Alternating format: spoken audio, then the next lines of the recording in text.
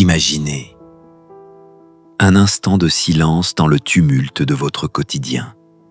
Vous êtes là, debout, face aux tempêtes de la vie.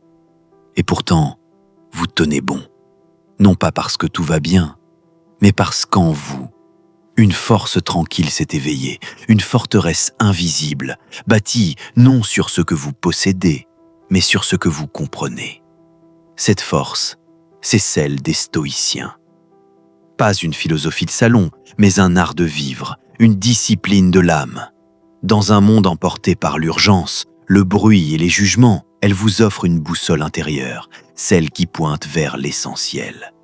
L'objectif inébranlable, la clarté du pourquoi. Avez-vous un objectif clair, un pourquoi brûlant qui donne un sens à vos choix, à vos luttes, à vos réveils?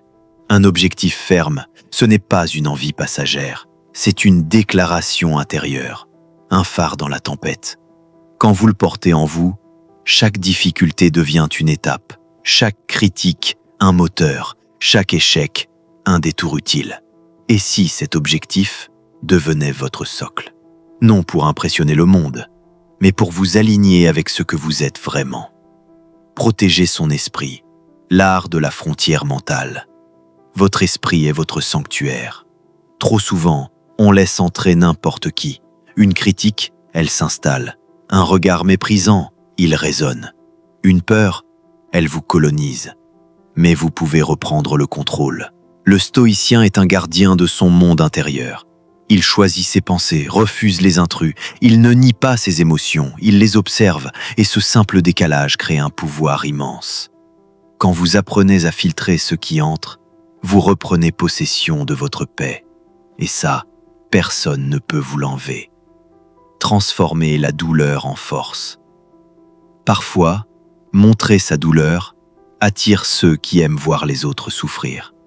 Cela arrive au travail, entre amis ou même en famille. Mais cette apparente faiblesse peut devenir une force. Comme un arbre solide dans une tempête, ses branches plient, mais son tronc reste droit. Il tient bon. Vous aussi, vous pouvez tenir bon, même quand tout autour semble s'effondrer. La vraie force, ce n'est pas de ne jamais tomber, c'est de se relever chaque fois avec plus de sagesse. Épictète l'a vécu, esclave, estropié, sans pouvoir. Et pourtant, libre dans sa tête. Il a fait de sa condition une forge, il a prouvé que la liberté intérieure est invincible. Alors, face à la douleur, ne vous brisez pas, restez debout, fort, calme, ancré. L'art d'anticiper et d'accepter. Un sage ne redoute pas l'imprévu, il s'y prépare. Il accepte que la vie soit incertaine. Il ne cherche pas à tout contrôler, il concentre son énergie sur ce qui dépend de lui. Accepter, ce n'est pas céder, c'est lâcher prise sur l'inchangeable pour mieux se concentrer sur l'action juste. Devenir maître de ses réactions, ce qui nous blesse, ce ne sont pas les faits, ce sont les pensées qu'on y associe, les jugements, les interprétations. Une insulte, ce n'est qu'un mot, une trahison, ce n'est qu'un fait.